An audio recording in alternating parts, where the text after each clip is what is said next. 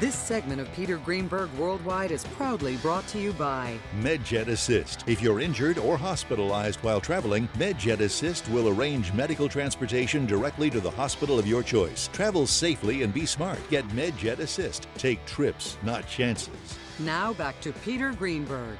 52 minutes after the hour, coming to you from the Hotel Indigo in Newton, Massachusetts, and taking your calls at 888-887-3837. That's 888-88-PETER. And as I said right before the break, I'm probably guilty more of this than anything else I do, or I should say don't do when I travel. I don't take care of my skin. People forget that the humidification situation on an airplane is almost non-existent.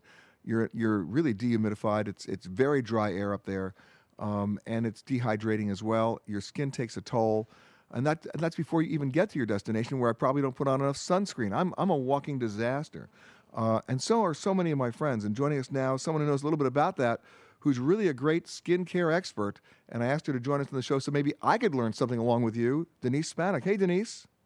Hey, Peter, how are you? Dry, dehydrated.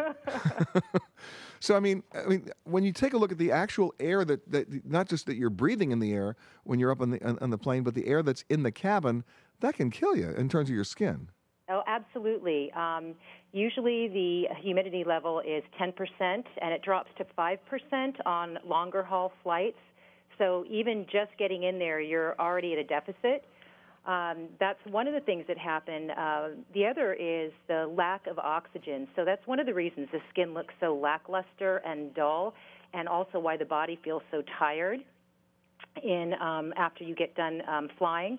And then there's the third factor, which is the harsh external factors actually will make the skin overreact, because what it wants to do is defend itself. So when it overreacts, that's what causes the irritation and the breakouts. But it overreacts to what? The lack of oxygen and the lack of humidity? It overreacts to all the harsh external factors, so all of the above. Okay. So then I guess the worst thing that I could possibly do is not moisturize on the plane and then go right to a resort and go out in the sun. Yeah, that's probably not a great combination. There are things you can actually do to prep your skin even before you get on a flight. So I like to tell people to make sure your face is very clean and you moisturize more than normal. And moisturize with products that have moisture-binding ingredients and act as humectants. So active what? Active what now? Act as moisture-binding ingredients and humectants. So products that will hold in moisture for hours while you're on the airplane.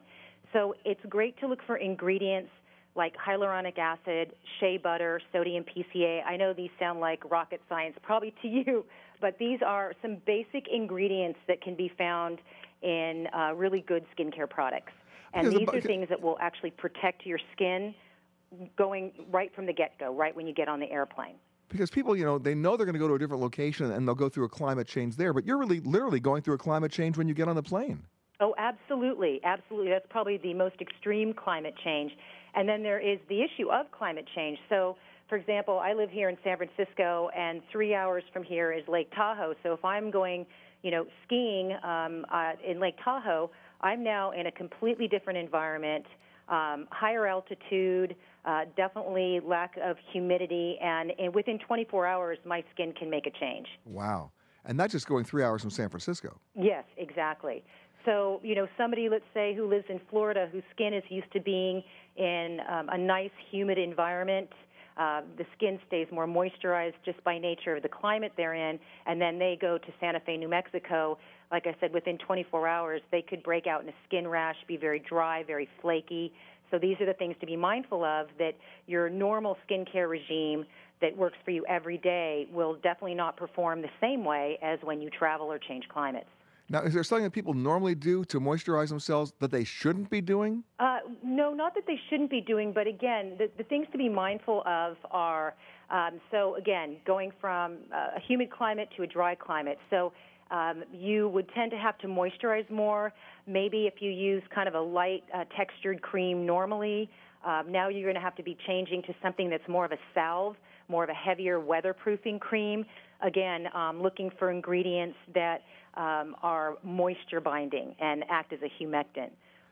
Or if you're doing the opposite, if you go, you're in Chicago in the middle of winter, and now you're going to be going to a resort area where it's going to be more hot and humid.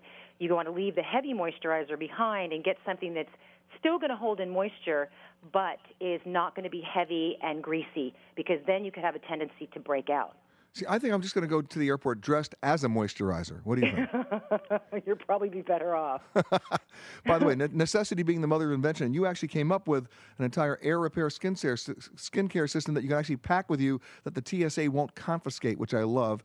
And there's more information on that at airrepairskincare.com. I love it because it's portable, it's not out of control, and it's just about as much as you need for a 3 or 4 day trip, which I think is just great. So good work on that. Well, thank you. I did a lot of travel for my website. I launched a beauty website, and I was doing a lot of international travel, and I was very surprised. Out of all the skincare brands out there, nobody was doing a line that was targeted towards flight fatigue and environmental changes that affect the health of the skin. So that's where I got the idea for Air Repair Skincare, and it was a few years in the making. You got it. The name of the website, again, is airrepairskincare.com. Denise, thank you so much. That music means we're out of time for the show.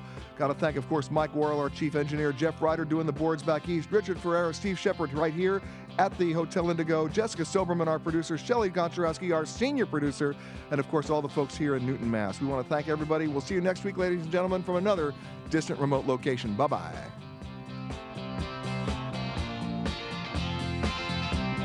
You've been listening to Peter Greenberg Worldwide. Visit our website at www.petergreenberg.com.